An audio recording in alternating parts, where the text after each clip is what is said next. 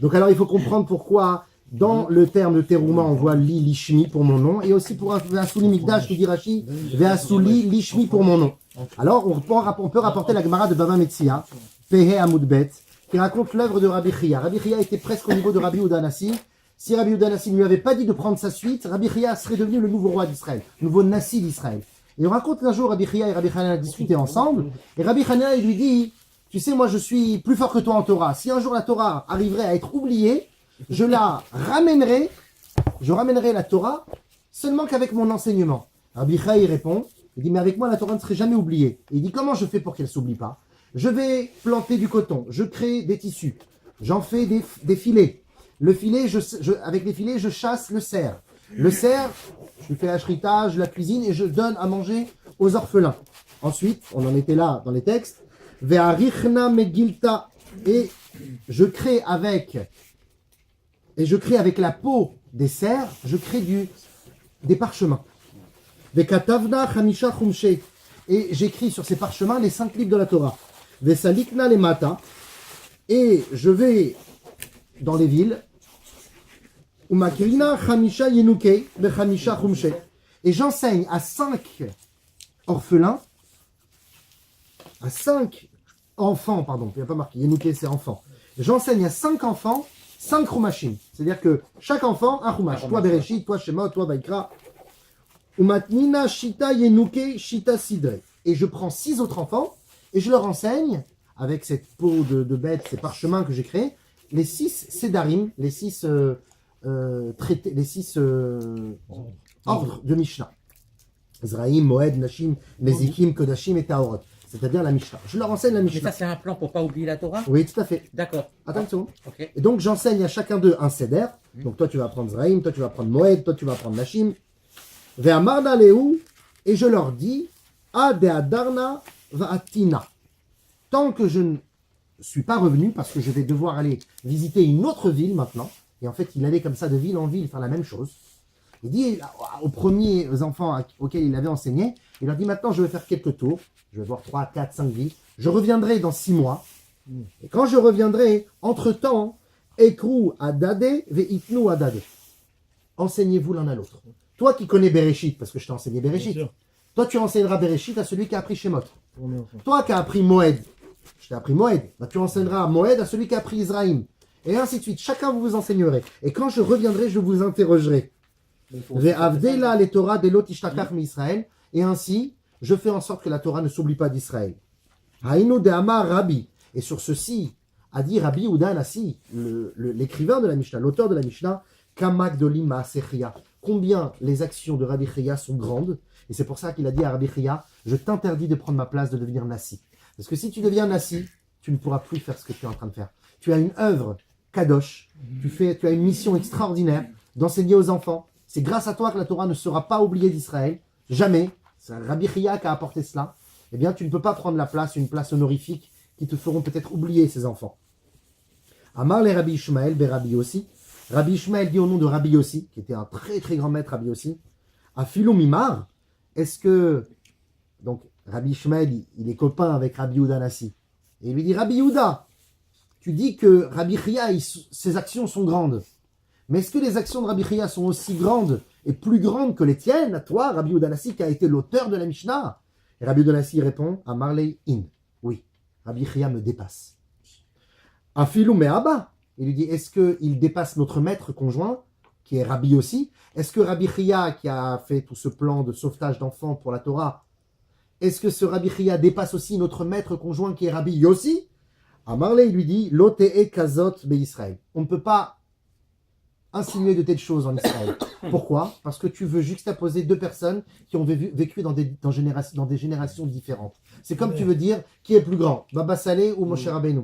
Tu peux pas. Tu ne peux pas utiliser ce genre de terme quand c'est pas la même génération. C'est pour ça qu'il dit Lote'e kazot be Israël. Ça répond à la question de Noir, ça, alors. Laquelle?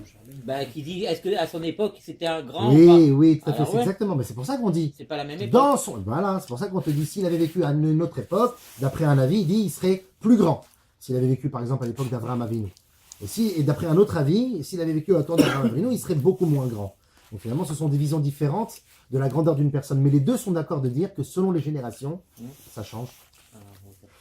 Donc ça, c'est l'histoire de Rabbi Chia dans la Gemara de Bava Metzia. Et donc la question que je pose, la 4e question, c'est en quoi est-ce si grand ce qu'il a fait? Parce que c'est vrai que le bonheur des enfants, enseigner les enfants, être moré, c'est un métier extraordinaire, mais on ne fait pas tous ce métier. Et parfois, on peut se dire, peut-être que j'ai raté ma vie, quoi. Je veux dire, j'ai eu mon diplôme de rabbin, j'aurais pu être peut-être grand rabbin d'une grande ville, être un rosh yeshiva dans une grande... Et pourtant, à la fin, je suis moré. Peut-être que finalement, je passe à côté de quelque chose.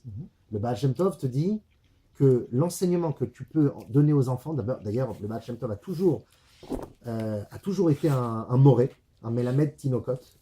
Rav Azimov, lui aussi, même quand il était devenu de plus en plus...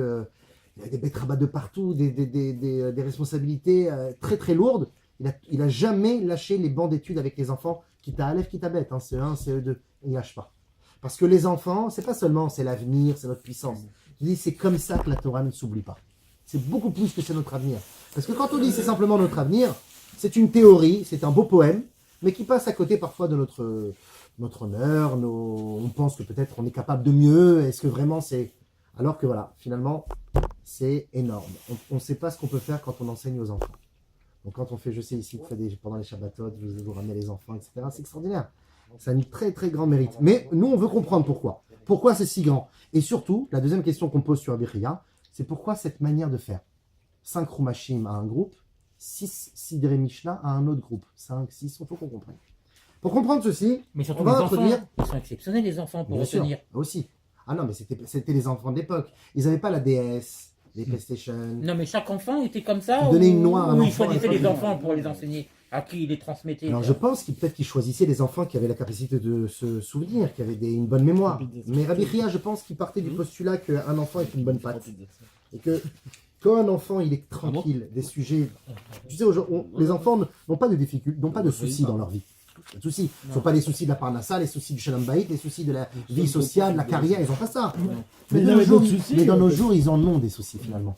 Parce que déjà, ils voient leurs parents avec énormément de soucis, chose qu'il n'y avait pas avant. Les gens, ils avaient une miche de pain à table avec un petit morceau de poisson le soir. Ils étaient heureux. Ils n'avaient pas besoin de réussir, d'être reconnus dans toute la ville. Ils vivaient entre eux dans des 10-15 familles dans le même village. Il y avait une autre ambiance. Donc déjà, les parents vivaient avec moins de soucis. Donc les enfants, bien sûr qu'ils les voient, ils les ressentent.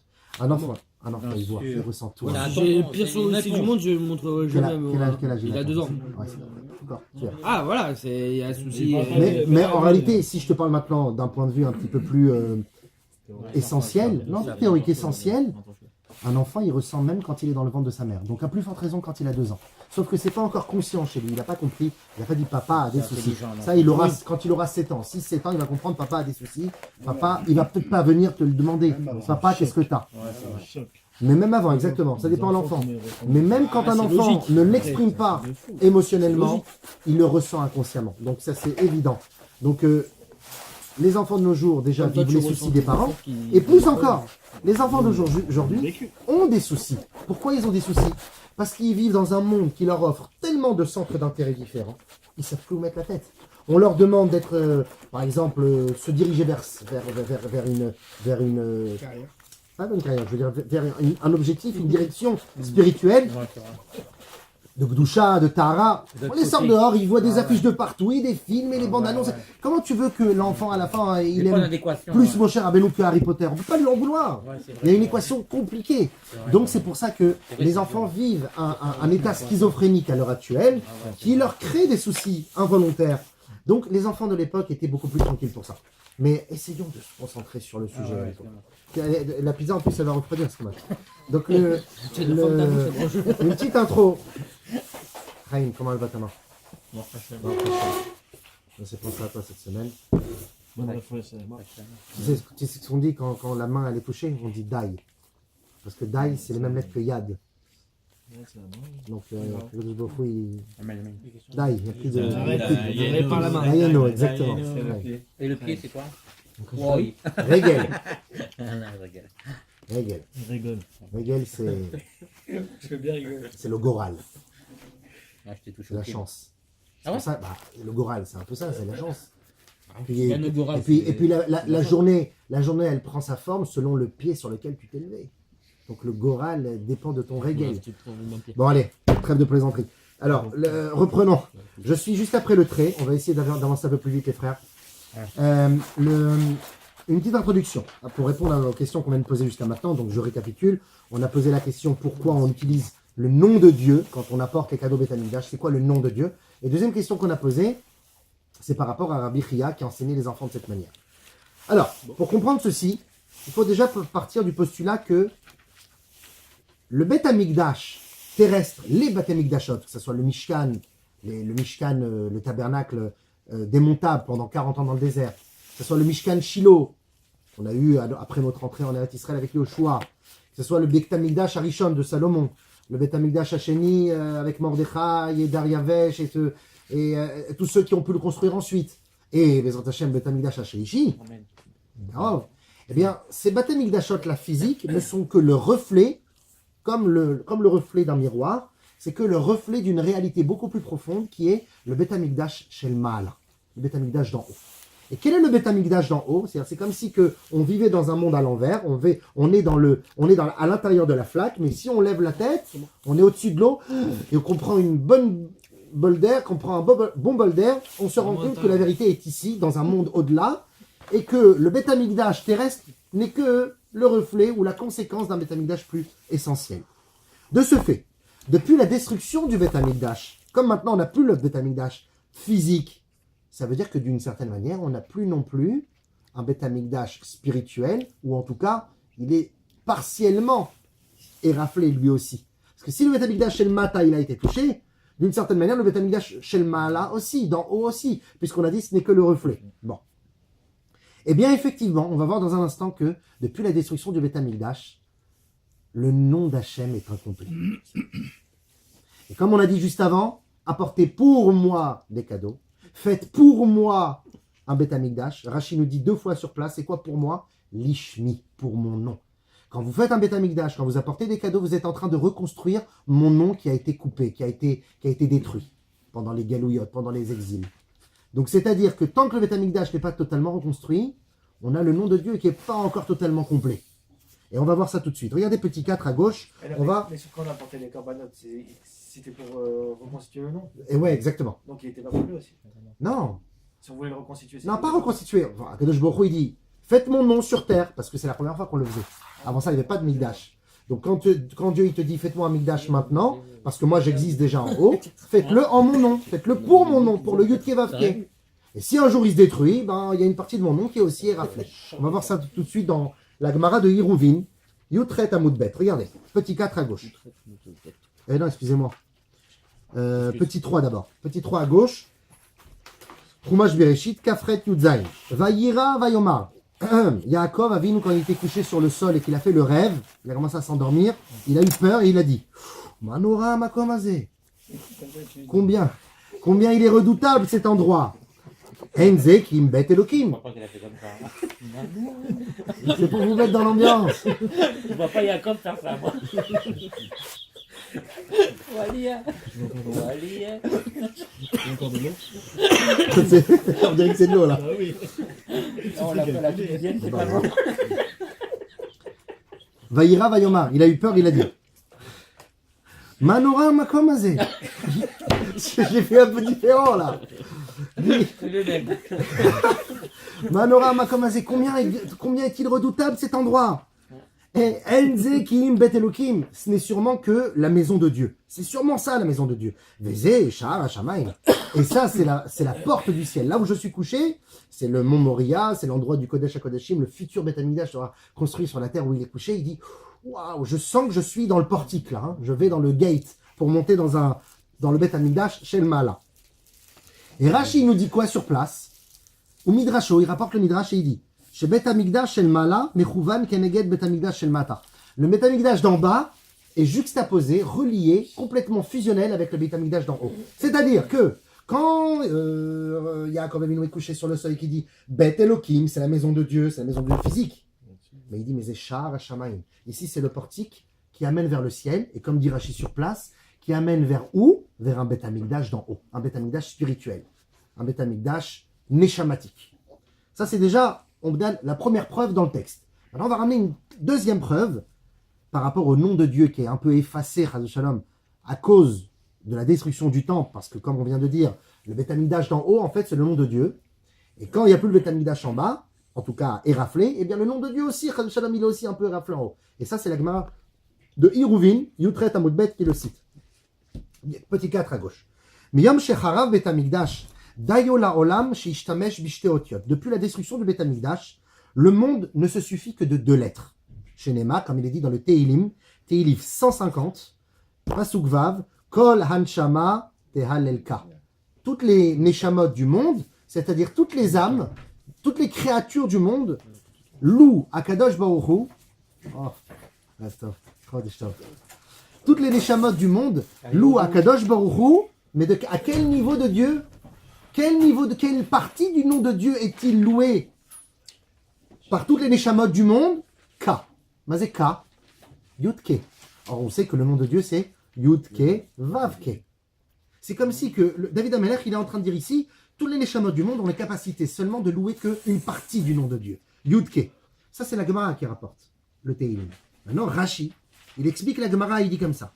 Miyam Shecharav Beit Amikdash. Depuis le jour où le Beit Amikdash a été détruit, ou Paskua Kohanim Milevarech Beshem Amforash, et que les Kohanim ont arrêté, depuis la destruction du temple, les Kohanim ne peuvent plus réciter le nom de Dieu, ne peuvent plus dire le Yud Kevavke comme au temps du Beit Amikdash, le Shem Hameforash, le nom ineffable. Alors, Dayo Laolam Sheishtamesh Beshem Shte Otiot, le monde se suffit à l'heure actuelle, jusqu'à l'heure actuelle, que de 2 lettres. Ben Leshevach Lefanav, que ce soit quand on veut louer Dieu, on ne va plus utiliser Yud Kevavke, on va utiliser K. Et Ben Levarech Ishetrech Chavero, et même quand une personne veut bénir son ami, je te bénis au nom de Dieu, il ne va pas utiliser le nom Yud Kevavke, il va utiliser le nom K. Dirtiv, comme il est dit, Kol Aneshama, toutes les âmes, toutes les créatures du monde, Tehalel K, ne peuvent louer Dieu ou ne peuvent dire bonjour à leur ami qu'avec une partie du nom de Dieu qui est le mot Yud Ke. De ce fait, on vient de voir la preuve. Déjà, on a vu la preuve que Yaakov Avinu a su que le Beth Amikdash d'en bas est relié au Beth Amikdash d'en haut. Après, maintenant, on vient d'apprendre une autre chose. C'est que le Beit Amikdash d'en haut, c'est l'Ishmi, c'est pour mon nom. Donc le Beit Amikdash d'en haut, c'est quoi? C'est Yud Kevavke. Et on apporte maintenant une deuxième preuve. Que le Yud Kevavke, depuis la destruction du Beit Amikdash, Mi Shecharav Beit Amikdash, Dayo Laolam, le monde ne peut plus utiliser Vavke. Vavke, c'est comme si qu'il a été ponctionné, il a été soustrait.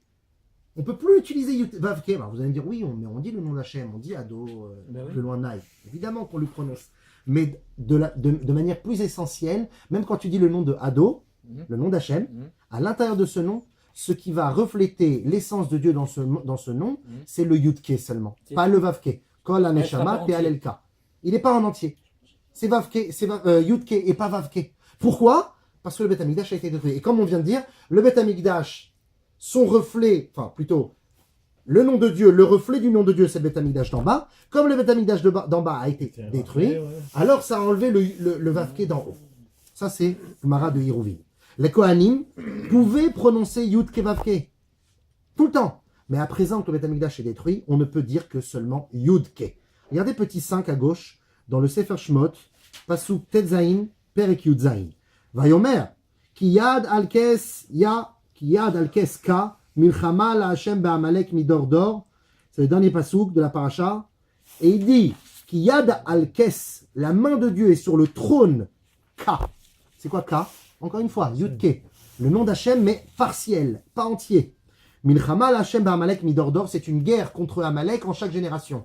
Donc Akadosh Baruch Hu, il a la main sur son trône, mais quelle partie de Dieu a-t-il la main sur son trône? La partie de Ka, Yud Ke.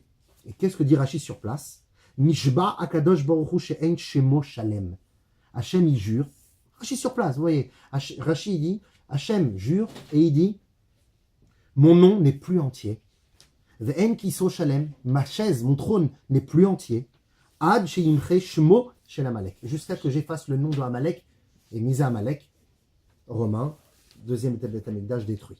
Donc tant que Amalek n'est pas détruit, l'Occident qui a détruit notre Beth Amikdash, je vais effacer cette partie d'ailleurs, lorsque les Romains, donc Amalek, ont détruit le Beth Amikdash, nous, on ne peut pas réinstaller le nom de Dieu, Yud, Ke, Vav, Ke, tant que le nom d'Amalek existe encore.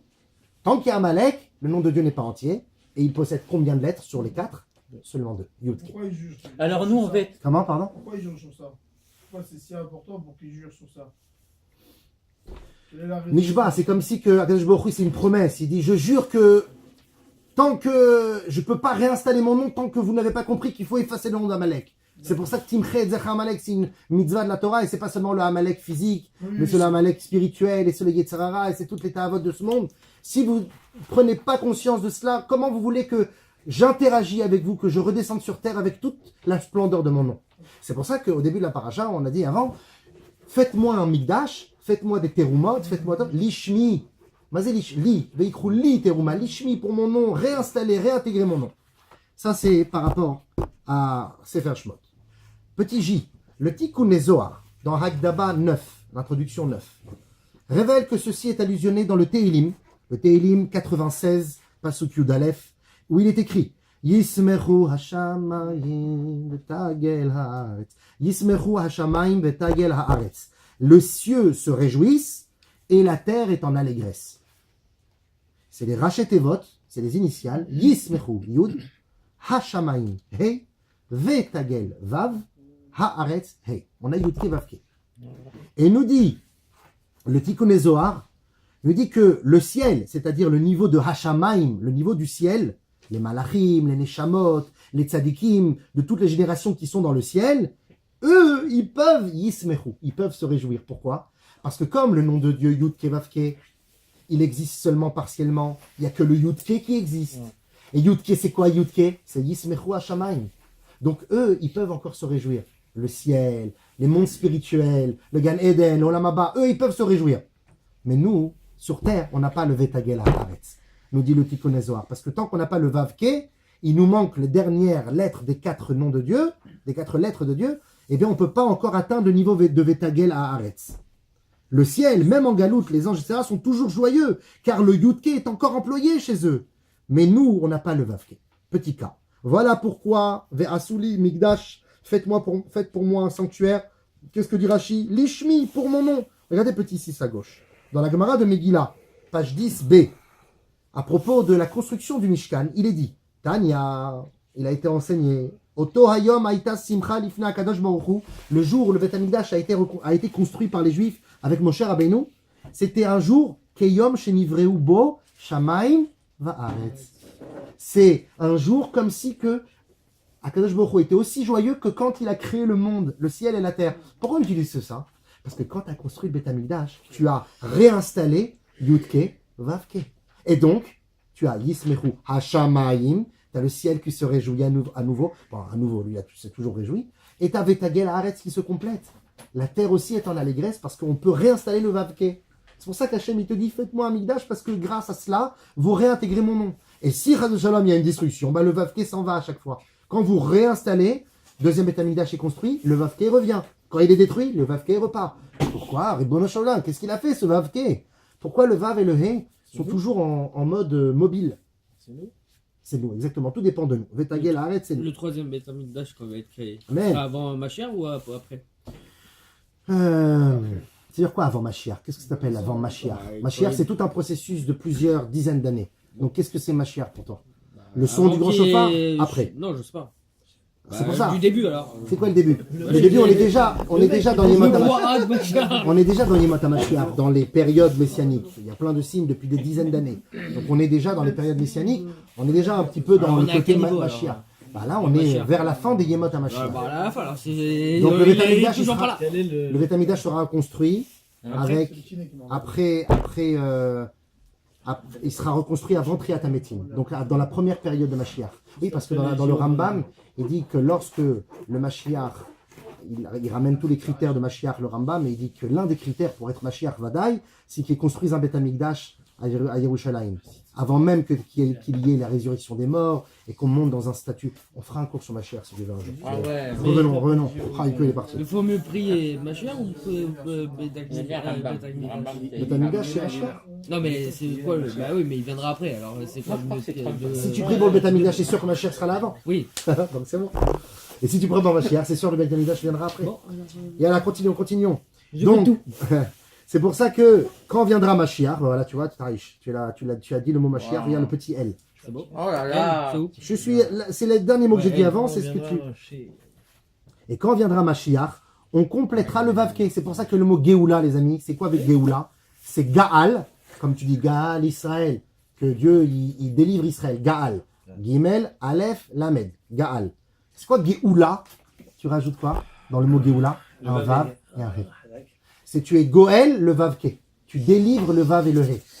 Les deux lettres qui ont été sapées, qui ont été dénigrées pendant toutes ces années, Goël Otam, tu les rachètes. À présent, après avoir compris que Yudke, c'est quoi Yudke? C'est le Beth Amikdash d'en haut. Et que le Vavke, c'est le Beth Amikdash d'en bas, c'est-à-dire c'est nos actions, c'est les matanot, c'est les kerumot, c'est le Mikdash Me'at, c'est-à-dire nos 4 coudées de halakha que l'on va faire tant que Mashiach n'est pas encore là. On pourra comprendre pourquoi il est écrit ailleurs. Il est écrit dans Shmot. Regardez petit 7 à gauche. Il est écrit dans le livre de Shmot. Perek Kavav Pasuk Gimel. Chamesh Ayeriot Tiyena Chovrot Isha Elachota. Quand on avait construit le tabernacle avec les poutres qui tenaient le squelette, on devait recouvrir ceci avec des tentures, des grandes couvertures de peau de bélier. Et ces tentures-là, elles devaient être, c'était 5 tentures à droite, 5 tentures à gauche, et elles étaient reliées l'une avec l'autre. Sauf que un peu plus loin dans le Passouk, on nous dit, mais par-dessus ces tentures, il y en avait encore une autre couche. Et de combien de tentures était faite cette deuxième couche? De 6 et de 5. Regardez. Vechibarta et chamesh ayeriot levad, ve'et shesh ayeriot levad, vechibarta et haoel ve'aya echad. Tu devras relier les 5 plus les 6. C'était des peaux de aizim, des peaux de chèvre. Et tu mettais par-dessus les premières peaux. Donc on avait 2 couches de peau. Pourquoi? Alors maintenant on peut comprendre. Regardez ce que nous dit, c'est le Shla Akadosh qui va nous répondre à cette idée de pourquoi 5 plus 5 en bas et 5 plus 6 en haut. Et le Shla Akadosh il nous dit comme ça, dans son livre Derech HaChaim, dans la paracha de Trouma, il se base sur un très vieux Targum, le Targum Yonatan, dans la paracha de cette semaine, Kavav Tet, ainsi que dans la paracha de Vayakel, Lamed Vav Tet Zain. Je vous mets les références comme ça si vous avez envie de regarder. Et qu'est-ce qu'il nous dit le Shnei Luchot Abrit? Regardez petit 8 à gauche. Ve'al inyan la Torah ayeremez. Sache que pour la Torah, il y a ici une allusion merveilleuse. Ayeriot chamesh mul chamesh. Pourquoi la première couche de tenture était faite de 5 plus 5?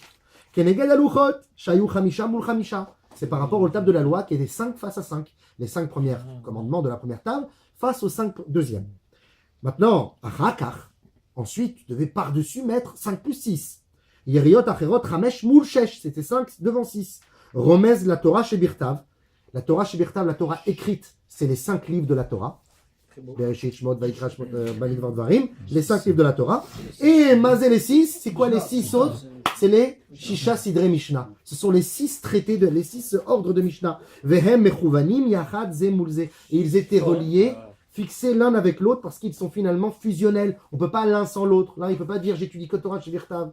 L'autre, il ne peut pas dire j'étudie que Torah chez Be'alpé. L'un dans l'autre. Mais c'est pas les mêmes trucs qu'on fait pour les sites. Comment Attends, il fait je finis le shla. C'est juste pour pas couper la parole du shla. Torah chez Birtav ou He. La Torah chez Birtav, c'est le 5. Parce que les 5 livres de la Torah. Donc 5 en hébreu, c'est He. Les fiches Yeshba, Hamisha, Chum chez Torah. Le Torah chez Be'alpé et la Torah orale, donc les Mishnayot, c'est le Vav. Donc on a ici le Vav et le He. Le Vav pour les 6 Sidré Mishnah, les 6 premières tentures. Et le He pour les 5 livres de la Torah, les 5 deuxièmes tentures. Les fiches Yeshba, Shisha Sidre Mishnah, Nimsa, Hashnei Torot Hem, Vav, He, Mishem Akadosh. De là que quand on apprend Torah chez Birtav, tu apprends le Chumash, et ensuite tu apprends un peu de Gemara, un peu de Mishnah, un peu de Shulchan Aruch, bah tu es en train de finalement de dire à Kadosh Baruch Hu, je réinstalle le Vav qui est dans le monde. C'est pour ça qu'il est écrit dans la Gemara que tant que le Beth Amikdash n'est pas reconstruit, où la Shrina d'Hachem s'installe dans le monde, dans 4 coudées de halakha. Et dans halakha. La halakha, c'est Torah chez Be'alpé.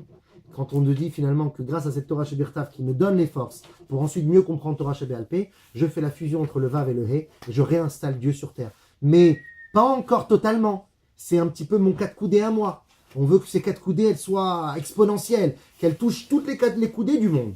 On veut le Vavke total, on veut le Geoula, Gaal Vavke. Mais en tout cas, si pour l'instant il n'y a pas encore la Geoula totale, on peut faire sa propre petite Geoula. Chacun dans ses 4 coudées.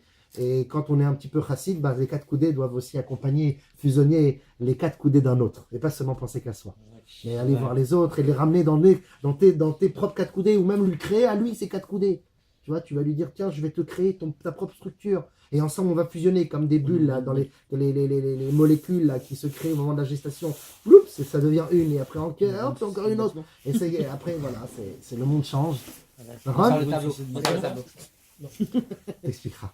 Michel. Donc ça c'est par rapport à Vavke. Maintenant qu'on a compris le Shla Kadosh, on peut comprendre maintenant pourquoi il y a une répétition. Qu'est-ce qu'on a dit au début? Il y a marqué comme ça. Regardez le petit en haut à gauche. Veikrouli teruma. Prenez pour moi une teruma, mais et koli shacher et vino libo, pour tout homme qui a le cœur ouvert. Ikrou et terumati. Prenez ma teruma. On voit dans ce passouk, étrangement, que le mot teruma est répété 2 fois. Il dit pourquoi teruma 2 fois? Regardez ce qu'il dit. Le Shla Kadosh, mazé teruma, taram. Mazé taram en hébreu. Taram, il a offert. Vavke.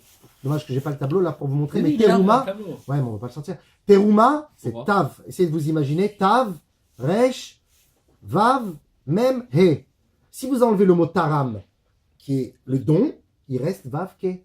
Donc c'est ça la teruma, c'est que tu es torem, tu es en train d'offrir. Un torem, c'est un donateur. En Israël, quand tu fais un gala, c'est pas un donateur, tu dis un torem. Et ce torem, il a fait. Ouais. Donc teruma, c'est taram, vavke. Tu me prends avec toi dans les soirées? C'est toi qui me prends avec toi. Et voilà. Taram, vavke. C'est pour ça qu'on est en train d'offrir à Dieu le vavke. Et c'est pour ça que les amis, qu'est-ce qu'on a dit au début du cours? On a dit pourquoi Hachem il dit, à la fin il clôture son passo qui dit Tikro et terumati, prenez ma teruma. On a envie de dire à Hachem, Hachem, mais c'est moi qui t'apporte le don. C'est ma teruma. C'est pas la tienne. Toi, au contraire, tu profites de ma teruma. Mais moi, Dieu, je t'offre la teruma. Or, tu sembles dire dans le passouk, à la fin, qu'elle t'appartient, cette teruma. Hachem me dit, ben oui. Parce que quand vous m'avez offert au Beth Amikdash, finalement, ça devient mon cadeau parce que vous êtes en train de réinstaller le Vavke dans mon nom. Donc à la fin, c'est pas seulement un don pour moi, à la fin, vous êtes en train de réinstaller l'énergie divine dans les 4 lettres de Kadosh Baruch Hu. Ils en profitent aussi. Mais nous, il n'y a pas de. Comment? Ils en profitent aussi. Le peuple juif va en profiter aussi. C'est pour ça qu'on a le Beth Amikdash Shel Mata et le Beth Amikdash Shel Mala, on a besoin des deux. Le Beth Amikdash Shel Mala, il est toujours là, Yudke, Yismechu Hashamaim. Hachem, il te dit, c'est comme si, vous voulez pas de bon Vavke? Bah, ne prenez pas. Hein. Parce que si vous faites le Vavke, vous allez en bénéficier et finalement, vous allez même bénéficier du complément de mon nom. Donc, on aura tout gagné. Ceci afin de compléter son nom, Lishmi, pour mon nom, et redevenir entier, Yudke Vavke. Et voilà aussi pourquoi il y a marqué quoi dans le passouk? Va souli migdash, veshachanti betocham. Faites-moi un migdash afin que je réside dans ce migdash. Rachid dit c'est quoi sur place? Il dit c'est quoi? Va souli. Encore une fois, Lishmi, pour mon nom. Quel rapport? Parce que le mot shachanti, qui veut dire je résiderai, vient du mot shrina. Pas la shrina. Hein. La shrina, la présence divine. C'est-à-dire la shrina, c'est quelque chose, c'est une sensation, c'est un feeling. Ou quand tu rentres dans un endroit, je sens la shrina ici. Mais en réalité, c'est même pas ça, la shrina. Ça, c'est seulement une facette qui peut devenir aussi parfois une illusion du Yetzer Hara. Tu rentres dans un endroit, tu as l'impression que c'est Kadosh, mais en réalité, Diburim, Hevelim, Lashon Hara, il y a plein de choses ici. C'est que physique. Donc finalement, c'est quoi la shrina? Parfois, la shrina, elle peut être dans un endroit improbable. C'est vrai que je t'ai montré le oui, mais pour avoir le non maintenant. La shrina, c'est pas du tout ce que tu ressens. Des fois, tu arrives dans un endroit, je me sens pas bien ici. Je sais pas. Hein, tu sens des fois ça. Hachem, il te dit peut-être, cet endroit-là, c'est là où tu dois me découvrir. Et c'est peut-être justement ici que je veux que tu viennes. Tu dois dire une Mishnah, tu dois dire un Dvar Torah. Il y a une, je sais pas moi, des fois, l'autre jour, je vous avais peut-être raconté ça, mais un ami, il m'appelle, il me dit, Rafi, qu'est-ce que je fais? Je suis dans une bar mitzvah, je commence à mettre mes tefilines, je vois qui c'est qui monte au Hamoud? Une femme. Voilà. Il était dans une sina, ou je sais pas si c'était un hôtel à la Bima, à l'office. Chalir Thibault. C'est bon. Celui qui fait Chez les Chabad, une femme.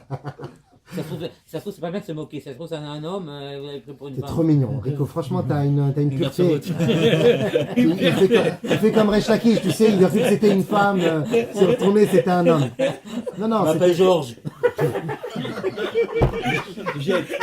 Arrêtez.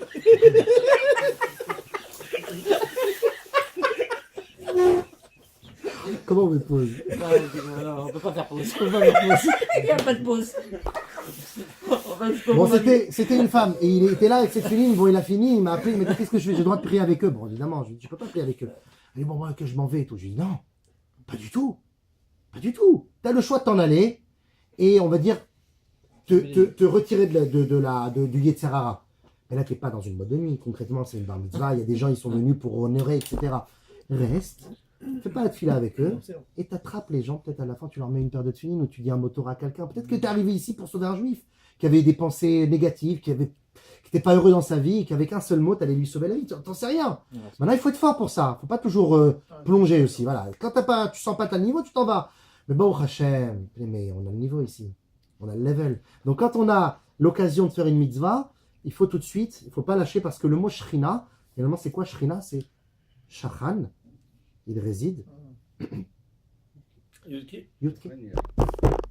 Ah, il Quand- est toujours celui-là. Exactement. La shrina, ça ne dépend pas de toi finalement. C'est pour ça que quand tu arrives dans un endroit, tu as l'impression de ressentir des choses, oui ou non, négatives ou positives. Ça, c'est le vavke. Akadosh Baruch Hu, tu dis, occupe-toi de tes affaires, je m'occupe des miennes. Quand tu viens dans mon monde à moi, qui n'est pas du tout le tien, ton monde à toi, c'est le monde des préjugés, le monde des je comprends pas, je veux savoir, et si je comprends pas, je fais pas. Moi, dans mon monde à moi, c'est tout l'inverse. Celui qui a une grande barbe comme ça, peut-être que vous connaissez l'histoire avec Rabbi Eliezer, le fils de Rabbi Shimon Bar Yochai. Et quand il a eu une élévation un jour, moi, j'appelle ça une mort clinique.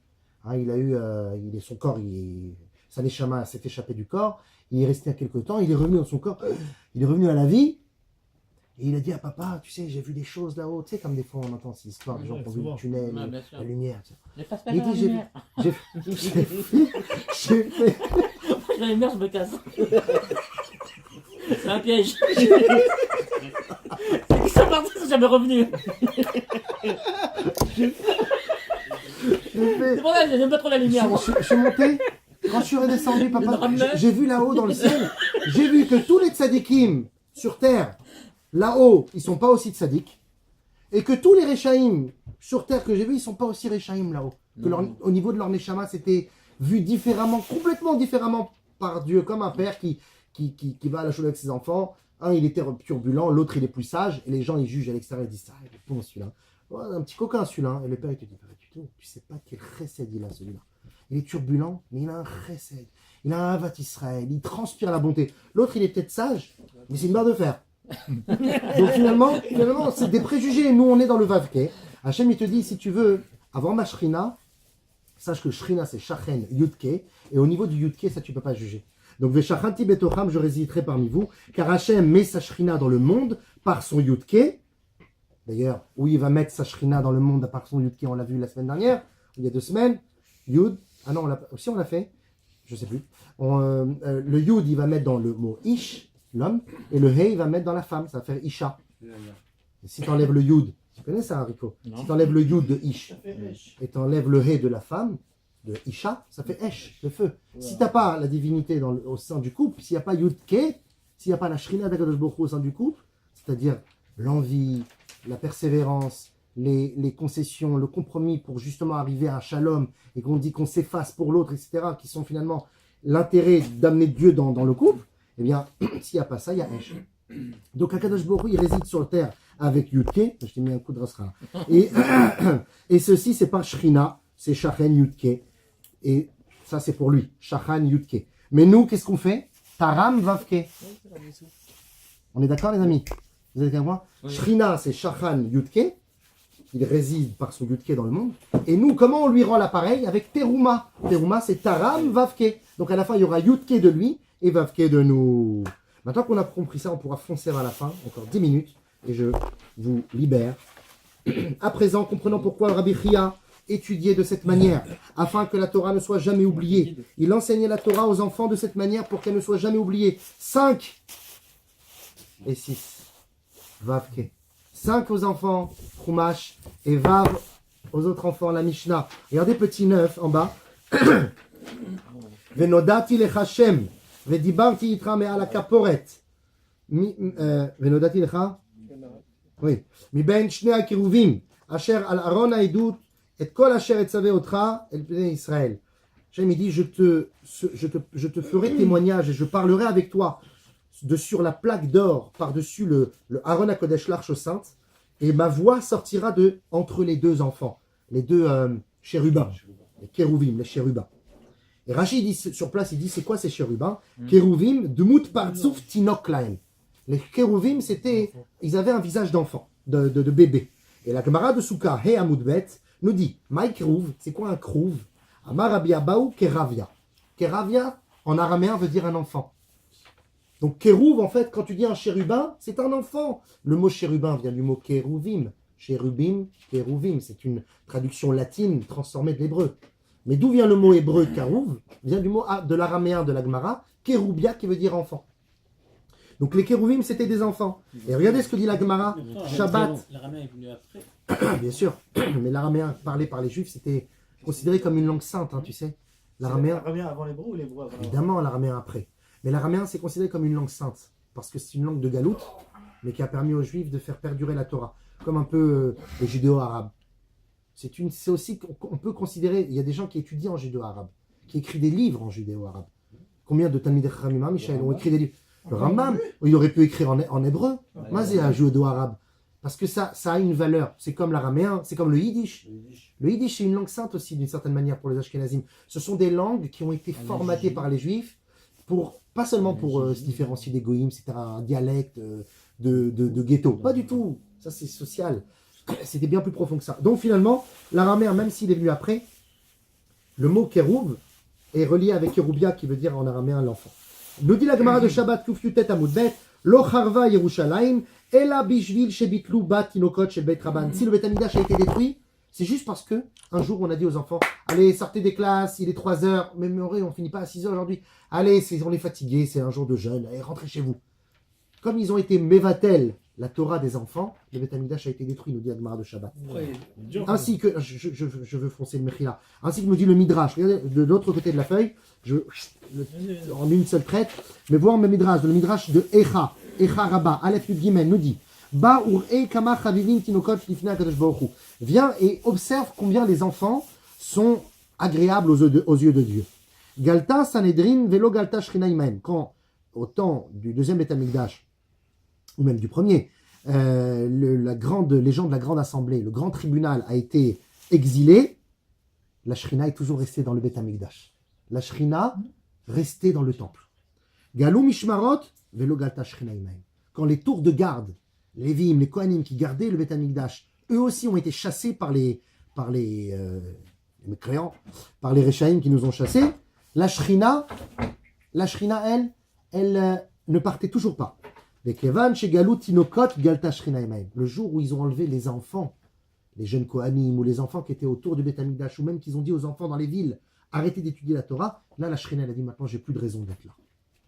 Ou dire-t-il, c'est pour ça qu'il est écrit dans Echa, la fameuse Megillat Echa qu'on lit à Tisha B'Av, Olalea al-Chushevi lifnetzar, les enfants sont partis en prisonniers devant l'agresseur, Miyad veyatsar mibat Tzion kol adara. Tout de suite après, de la fille de Tzion, qui est Yerushalayim, kol hadara, toute la splendeur s'y est échappée. C'est seulement quand les enfants sont partis que Yerushalayim a quitté, que la Shrina a quitté Yerushalayim. Un autre Mahamar du Midrash sur les enfants, Bereshit Rabba Samer et Kaf, sur le passouk qui est dit dans Bereshit, Kaf Zain, Kaf Bet, Akol Kol Yaakov et Ayadaim Yede Esav. Quand Yaakov se présente à son père, il est tout habillé en mode Esav, son père il est aveugle, il le tâte, il lui dit, dis-moi, tu as la voix de Yaakov mais tu as les mains de Esav. Et c'est plus profond que ça. Tu as la voix de Yaakov, ça veut dire que tu as le son de cloche de Yaakov. Tu as la personnalité. Ta personnalité, c'est celle de Yaakov. Ta douceur, c'est celle de Yaakov. Tes paroles de Torah, c'est celle de Yaakov. Mais tes mains, ton agissement, ton comportement, tes coups, ton agression, etc., ça, c'est celle de Esav. C'est-à-dire quoi? Voilà ce qu'il dit le Midrash à propos de ce passouk. Lo amdu philosophin baolam ke bil'am ben beor ou ke avnimus agradi niknasu kolomot haolam etzlo amrulo tomar shanu yecholim lizdaveg leumazo. Ils sont tous rentrés chez les Réchaïm et ils leur ont dit comment on peut devenir unis avec ce peuple. Amar lechu vechazu al batik nenot bate midrashot shelahem, allez dans leur shul, allez dans leur bet midrash. Veim matzatem sham tinokot mitzavtzevim mekolam en atem yecholim lahem. Et si vous rentrez dans la shul et pendant ce temps-là il y a des enfants en train d'étudier, sachez que vous ne pourrez jamais les faire tomber. Ni toi Bilam, ni toi les les philosophes d'antan, vous ne pourrez pas les faire chuter parce que les enfants sont en train de parler, sont en train d'étudier. Shekvar iftichan avien ve'amar lahem, parce que qu'est-ce qu'a dit leur grand-grand-grand-grand-père, Yaakov? Akol kol Yaakov, la voix de Yaakov, c'est la voix des enfants. Bisman shekolo shel Yaakov matsuim bebatek nisayot, quand la voix de Yaakov retentit dans la choule, en ayadaim yede Esav, les mains de Esav ne peuvent pas nous attraper. C'est-à-dire que quand est-ce que les Yadaim Esav peuvent avoir une shlita une emprise sur nous quand notre voix s'éteint, quand la voix des enfants s'éteint. Mais si la voix des enfants retentit, les mains d'Esav n'ont pas d'emprise. C'est seulement s'il y a le Kol Yaakov que les Yadaim de Esav n'ont pas d'emprise. La Gemara rajoute Shabbat Kufyutet Amudbet. En haolam mitkayem ela bishvil hevel tinokot shel bet Rabban. Le monde ne tient que par le souffle de la bouche des enfants. En mevatlim tinokot shel bet Rabban afilu le binyan bet Hamikdash, nous dit la Gemara. Il est même interdit, si maintenant on est en pleine construction du bet Hamikdash et qu'on demande aux enfants de venir porter un peu des sacs de sable ou venir nous donner les râteaux pour qu'on construise le bet Hamikdash. Tu te rends compte, le troisième temple et tout, il est en train de se construire. On arrête les écoles, on leur dit jour férié aujourd'hui. Venez tous, on va construire le Bet Hamikdash. Assour. Les Tinokot chez Bet Rabban, ils doivent continuer à étudier dans les choules et dans les Bet Hamikdash parce que c'est eux qui font le Vavke. C'est eux le Vav, c'est eux le He, les 5 Rumashim, les 6 Sidre Mishnah. Et le Zohar nous dit Vechen Bezor HaKadosh Akdama Aleph, Mikra Shekatouf Shirachirim Bet Yud Bet. Il ramène le Shirachirim, le cantique des cantiques de Salomon. Et Rabbi Shimon Bar Yochai nous dit Et Hazamir, le roi Salomon, il dit Et Hazamir Higia. Le moment du chant est arrivé et la voix de la colombe retentit dans nos terres. Ça, c'est ce que dit Salomon. Le Rabbi Shimon Bar Yochai, dans le Zohar, il dit c'est quoi être Azamir Igia? Le moment du chant est arrivé. Kacher Igia Azman, les Amers ou les Katsef et Tarishaim min haolam, Matzil HaKadosh Baruch Hu et haolam. Quand le moment est arrivé de sauver le monde, alors le chant, c'est-à-dire la voix des enfants, sauve le monde. Vekol hator nishma be'artzenu. Et la voix des colombes retentissent dans nos terres. Bisrut kol tinokot shel bet Rabban ha'amalim batorah. La voix des enfants sont les voix des colombes. Uman mekayem alma kal yenuke de la an beoraita. C'est la voix des enfants qui étudient la Torah. Et le Zohar finit avec le pasouk. Tourei za'av na'aselecha. Fais-toi des blocs d'or. Ramaz ha'shnei akruvim shel zav shem tinokot shel bet Rabban. Alin inun yenu kervin olmin dirti ve'asita shneim kruvim zahav. Kadosh Baruch Hu nous demande de faire ces 2 blocs d'or, c'est pour les enfants qui font tenir le monde. Et pour terminer, aussi, c'est à rapporter dans la Gemara de Shabbat Kufyutet Amudbet, qui a olam mikayem al hevel piem shel tinokot shel bet Rabban, comme on l'a dit, le monde tient que par le souffle des enfants. Ou mikan tirei shegadol schar amelamdim imatinokot. Sache que ceux qui enseignent aux enfants ont un très grand srout, ont un très grand mérite. Ou bechol makom shetinokot lomdim etzel rabam. À chaque fois que les enfants étudient chez leur maître, sham ashrina metsuya veshora sham. La shrina est présente. Il y a le yudke et il y a le vavke qui est présent. Kedeita bezoar, comme il dit dans le Zohar Chadash, parashat Lech Lecha, Rashbi kad have ati le machmei olma yebevei rav ave amar azal al mechmi afi shrinata. Rashbi, Rabbi Shimon Bar Yochai, lorsqu'il voyait des enfants dans la maison des maîtres, alors il disait je vais aller rencontrer la Shrina. Je ne vais pas aller voir les enfants, je vais aller rencontrer la Shrina directement. Alken tzarich al lamed la sumed libo sha Shrina shochenet etzlo. Le melamed, l'enseignant, doit se considérer comme quelqu'un qui apporte la Shrina à ses enfants. Il doit faire ce travail avec beaucoup de ferveur, avec beaucoup de conviction, sans mensonge, sans tromperie. Parce que c'est un travail du ciel. Il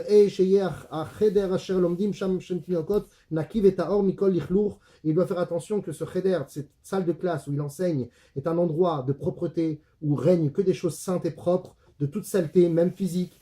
Et grâce à cela, il pourra réaliser le pasouk dans Dvarim qui dit kadosh, voici ton camp est saint, Zenikra Machane Shrina, parce que c'est le camp de la Shrina. Donc grâce à ce Vav et ce He, qui sont la Torah des Tinokot Shel Bet Rabban, alors que par ce mérite, on aura tous, Bezrat Hashem, l'occasion, peu importe, même si on peut donner un peu de temps pour les enfants de son ami, ou même, évidemment, avoir que raison ses enfants.